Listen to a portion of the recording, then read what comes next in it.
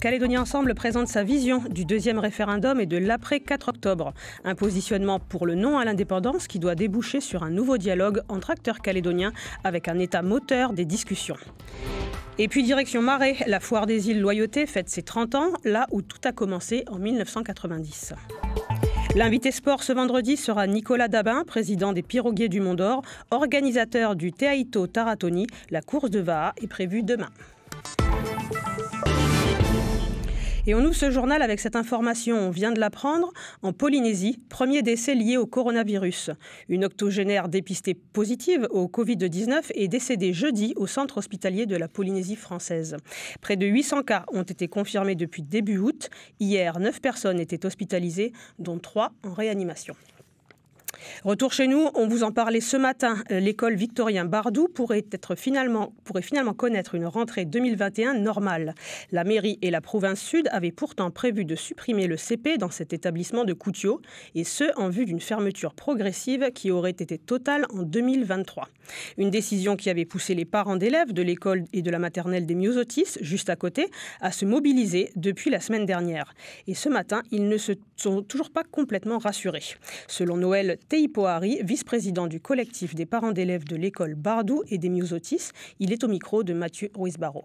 Du fait qu'ils ont quand même mis un pas en arrière et qu'ils reviennent sur leur décision, c'est-à-dire de réouvrir les classes en 2021, apporte encore plus de doutes dans la tête des parents. Aujourd'hui, on entend parler de Bardou, demain, qui dit que ce ne sera pas les Myosotis qui seront impactés, les quartiers avoisinants, les quartiers vieillissants, comme il le précise très bien. Donc, toutes ces choses-là font qu'aujourd'hui, les parents s'inquiètent. C'est quoi la suite du mouvement pour vous ? On prendra contact d'ici semaine prochaine avec la province sud. Et en fonction de leur dire, on verra bien la suite. Mais quoi qu'il en soit, aujourd'hui, on ne laissera pas tomber le dossier. On verra bien ce qu'il en viendra. Le collectif qui pense également à récolter des fonds pour le financement d'un audit sur la situation de l'école. Calédonie Ensemble entre dans le jeu de la présentation des projets post-référendum. Le parti présentait ce matin sa vision du 4 octobre et de l'après 4 octobre. Anne-Claire Lévesque. La consultation ne réglera pas l'avenir de notre pays, ont martelé ce matin les cadres de Calédonie Ensemble. Réunis pour présenter leur vision pour la Nouvelle-Calédonie pour l'après 4 octobre, ils ont replacé leur projet dans un contexte actuel conflictuel et en marge de 2 autres projets qu'ils jugent irréconciliables. Calédonie Ensemble se présente comme une troisième voie prônant le non à l'indépendance, mais aussi le dialogue pour construire un projet avec l'État. Philippe Michel, le secrétaire général de Calédonie Ensemble, en décline les différents points. La capacité à se mettre d'accord sur un projet d'organisation post-accord de Nouméa qui ne soit pas limité dans le temps. Un projet qui doit être validé par le référendum des Calédoniens et intégré dans la Constitution de la République comme l'était l'accord de Nouméa. Un projet qui poursuive sur le chemin engagé depuis 30 ans par la calédonisation des administrations régaliennes d'État, par la recherche de symboles identitaires calédoniens, par la conquête de souveraineté utile pour être moins dépendant et des transferts financiers de l'État et des vicissitudes de l'industrie du nickel.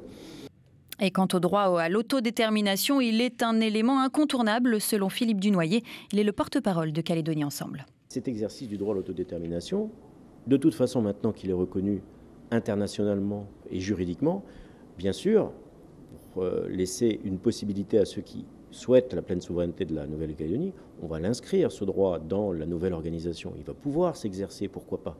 Aujourd'hui, il n'y a pas de majorité pour. On maintient ce droit parce que ce droit de toute façon existe. C'est démocratique. Si quelqu'un à un moment parvient à obtenir une majorité d'électeurs qui seront en faveur, et voilà, très bien. Mais pour l'instant, ce n'est pas le cas. Donc, il ne s'agit pas non plus de le supprimer parce que le droit à l'autodétermination, ce n'est pas juste dire oui ou non à la pleine souveraineté. C'est peut-être aussi dire oui à un statut librement décidé et proposé aux Calédoniens. Calédonie Ensemble a résumé son positionnement en demandant que le fait politique issu de la consultation permette de bâtir une solution politique consensuelle. Merci Anne-Claire. Je vous l'annonçais dans les titres, la 30e foire des îles a ouvert ses portes à Nengone. 120 exposants de Marais, Ouvéa, Lifou et Tiga, mais aussi de la Grande Terre, font découvrir leurs produits vivriers et les trésors de la terre. Un événement qui se poursuit durant 3 jours et qui débute tout doucement, Alix Madec. Oui, Stéphanie, et la journée a débuté avec les discours officiels. Président du gouvernement de la province des îles, maire de Ningoné, les personnalités ont fait le déplacement pour cette 30e édition de la Foire des îles. Tous ont tenu à rappeler le rôle majeur de l'agriculture dans la vie de tous les jours, accentué en ces temps de crise sanitaire.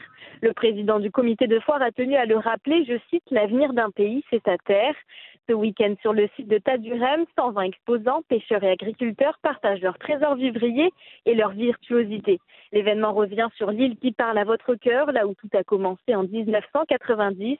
Igname, produits de la mer, confiture, parfum de santal, vanille ou miel de lifou, les saveurs, odeurs et couleurs sont nombreuses.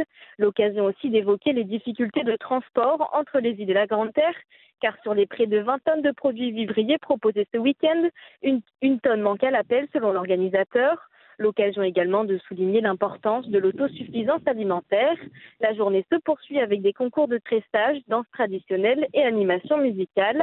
Alix Madec, la première, en direct de la Foire des îles Loyauté à Marie.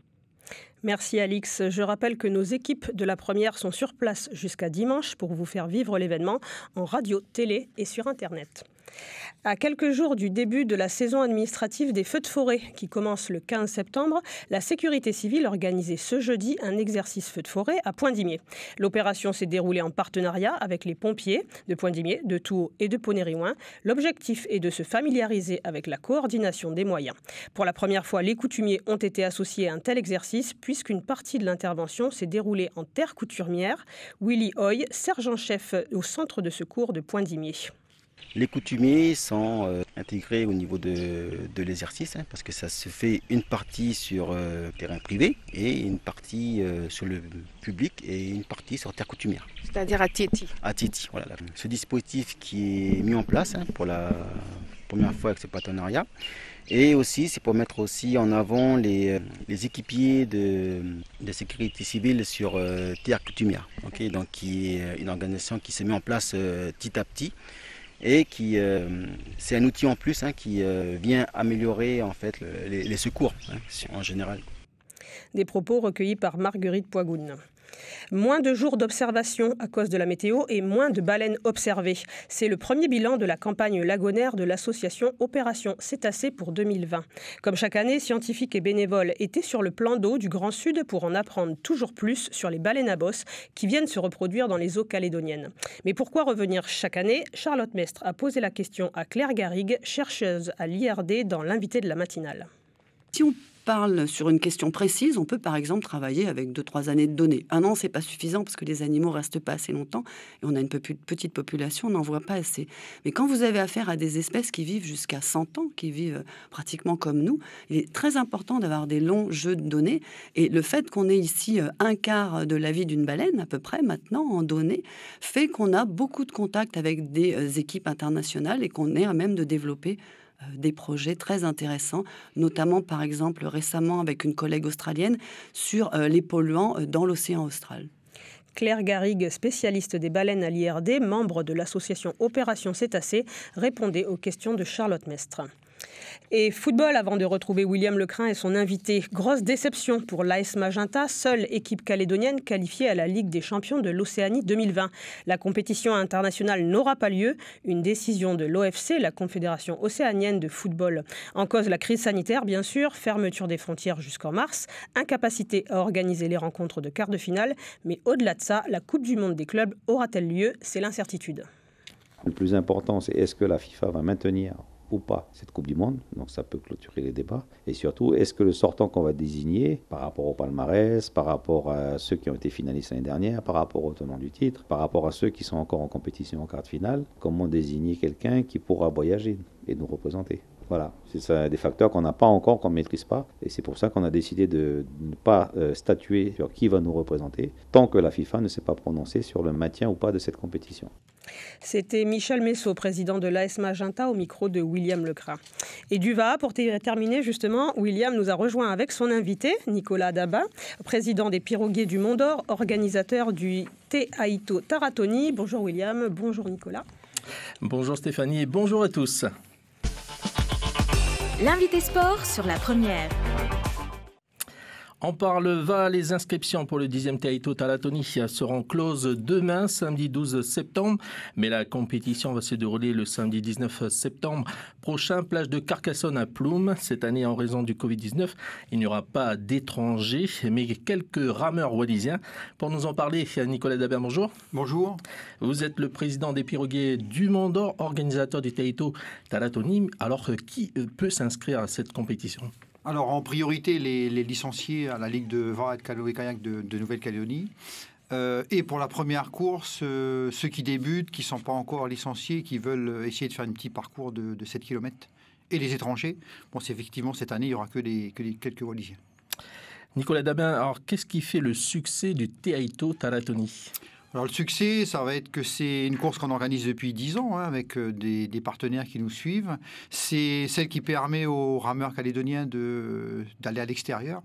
Au Taito Tahiti, où il y a plus de 1000 compétiteurs, où on a les meilleurs rameurs du monde. Et on a envoyé depuis 10 ans plus de 60 rameurs locaux à l'extérieur. La 10e édition du Taito Talatoni approche à grands pas. Le jour de la course, le 19 septembre prochain, une grande partie de la plage de Carcassonne sera fermée et réservée aux compétiteurs.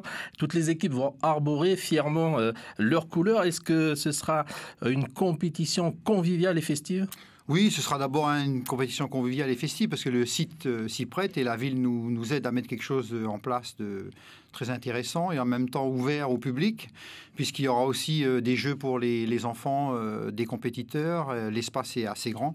Donc, à part la partie qui sera réservée aux compétiteurs, une partie est laissée ouverte au public comme d'habitude. Nicolas Dabin, un mot sur le programme du Taito Talatoni 2020 ? Donc les premières courses vont débuter à 9h avec la petite course de 7 km ouverte aux jeunes rameurs et aux loisirs hommes ou femmes. Ensuite à 10h30 la course junior garçon, femmes et vétérans hommes et la grosse course de l'après-midi. 12h30 pour les open hommes sur 28 km.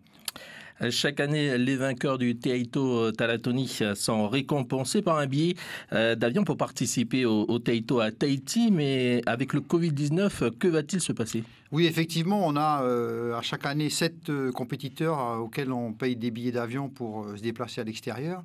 Donc cette année, il n'y a pas de Taito à Tahiti, donc leurs billets seront valables pour l'année prochaine, en 2021, si tout va bien. Et les autres rameurs, les 5 autres, si la Nouvelle-Zélande et l'Australie ne sont pas accessibles, on sait qu'à Wallis, ils essayent d'organiser un Taito, donc peut-être qu'en 2021, ils pourront aller sur Wallis. À combien s'élèvent les récompenses ? Dans les récompenses, entre les billets d'avion et tous les lots qu'on a pu offrir aux compétiteurs grâce à nos partenaires, s'élèvent à plus d'1 800 000 francs. Donc c'est aussi un des attraits, puisque ces lots sont offerts, à part les billets d'avion, au tirage au sort. Et donc ça permet à tout le monde de pouvoir repartir avec quelque chose. La course vin du Taito est une vraie institution à Tahiti. Est-ce que c'est la même chose ici en Nouvelle-Calédonie avec le Taito Talatoni ? Depuis 10 ans, on a pu montrer qu'on pouvait organiser une compétition avec le même niveau d'exigence. C'est les parcours en distance identique, sur le même modèle qu'à Tahiti.